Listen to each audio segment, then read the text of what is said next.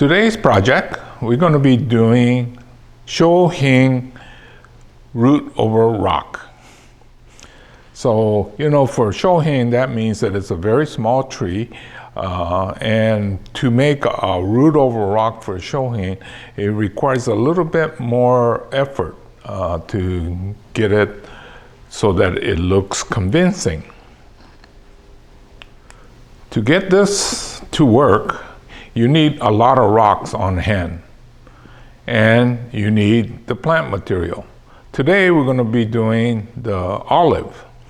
I think I did this chapter early, and I said that I was going to do it later. I should technically be waiting a little bit longer, but sometimes I get impatient and I had the time, so I'm going to do it today. Well, before getting started, think about the future. Well, most of the time, Shohin will go into a very small container. So let's say it's going to go in here. Well, root over rock, maybe something like that, right? But because it's so shallow, it should have a flat bottom. So that if there's not enough depth in here, it will not be very stable, right? So by using the rocks that have the bottoms cut, we have much better chance, right? It's nice and stable. Okay, why do I have these rocks that's cut on the bottom? Well, my friend Fred, I think we might have talked about him in the past. Well, he was good enough to do a lot of cutting for me, see? So all these could fit into a very small container easily and very stable. But, so we have this bed of olives, and the last time we checked, it was beginning to root well. Well, now we're gonna take these out, and we have to have rocks ready so that it could be matched. So there's no way to say, okay, I have one plant and I'm gonna put this on a rock. Or you have a rock and you say, I wanna put a tree on this today. So it's having a lot of rocks, a lot of plants, and hope that they match. So what I'm gonna do is carefully dig some of these out. And you got to be careful, don't damage the root.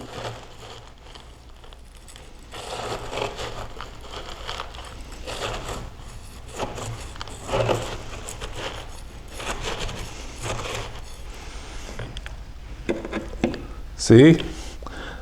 That's what I saw the last time I was doing this. So I'm going to go ahead and take out 2 or 3. We don't want to do a lot of them at a time, because if this root dries out, it could damage the top.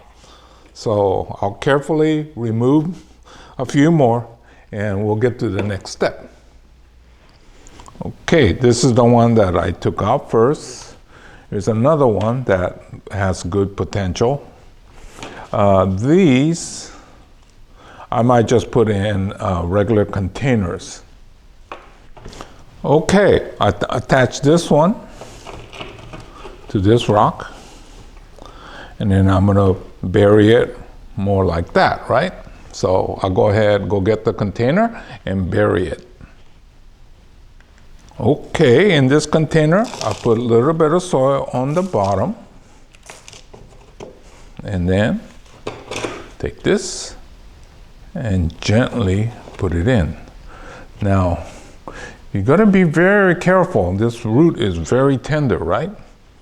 So we just gonna carefully add soil and don't push down on it. And don't ever use that chopstick. Some people use it so harshly that you would actually do more damage. So this is very important that these roots get covered, but you also have to be very tender.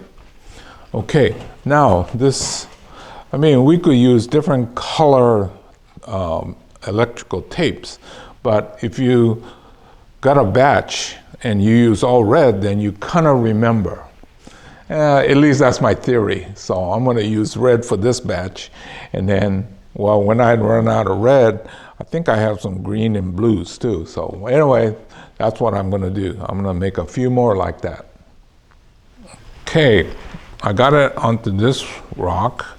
Got a little bit of soil on the bottom, and tuck these in. Be very gentle.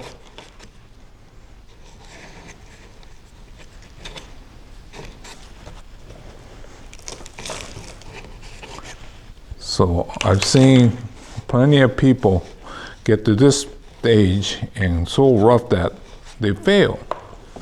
This root is very tender.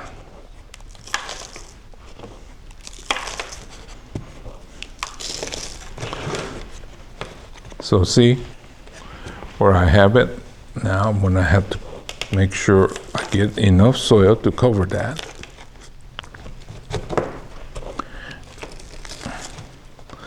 Oh, if all else fails and you can't get that covered, well, I could have put it in a deeper pot, I guess, but I could put a little piece of moss on it and it'll protect the roots.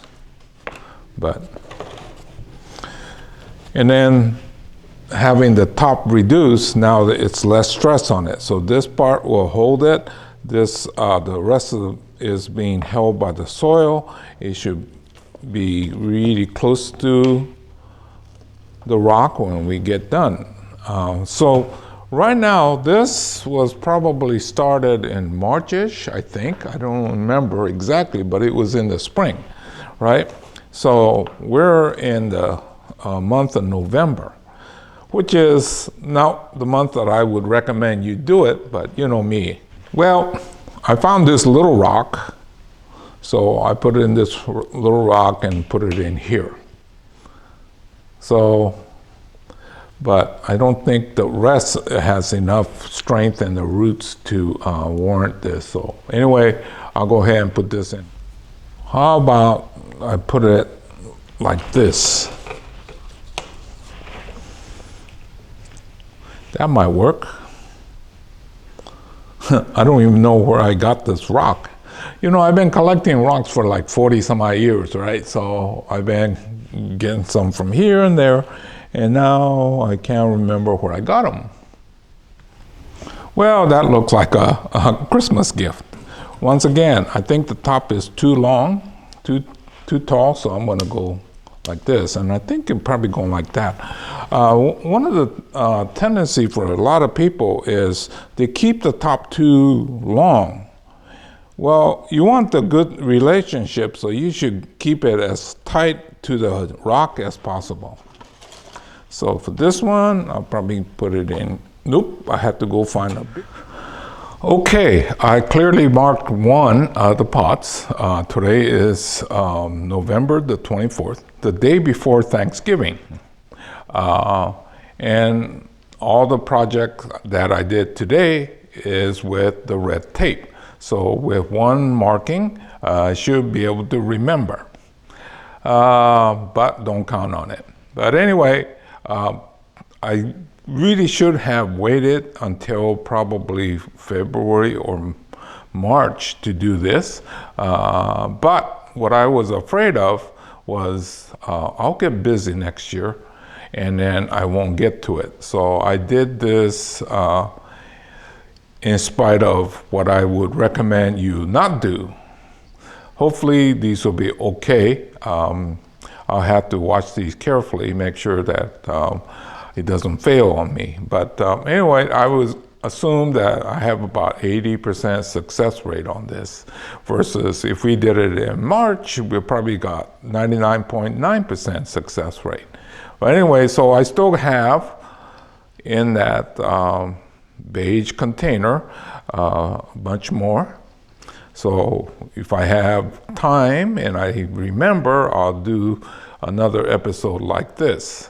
So I have hundreds of cut rocks with a flat bottom.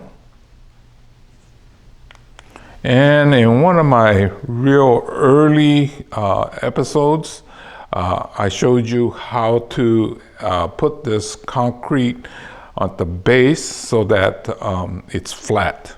But a lot of these that need to be, well, even the large ones too, you should have either a cut flat bottom or somehow made so that it will be stable. Nothing worse than spending all this time getting the root over rock or whatever and find out that it will not stay in the pot stable. Anyway, so that's the little lesson we had today is find a Fred like Fred that will cut the rocks for you, or you could take it to a lapidary shop. And then how we determine where to cut, I think I did cover in one of my earlier chapters. So this was the first step in making a Shohin root over rock. So what you gotta do is to have a bunch of plants and see how the roots are. And more importantly, you better have a lot of rocks standing by, ready to go to make it fit the plant that you have. So root over rocks were one of the hardest things to do consistently because of the preparation. If you have one rock and one plant, the chance of it succeeding is very difficult. Okay, when going through my earlier chapters, you know, I was using the equipment for that time period.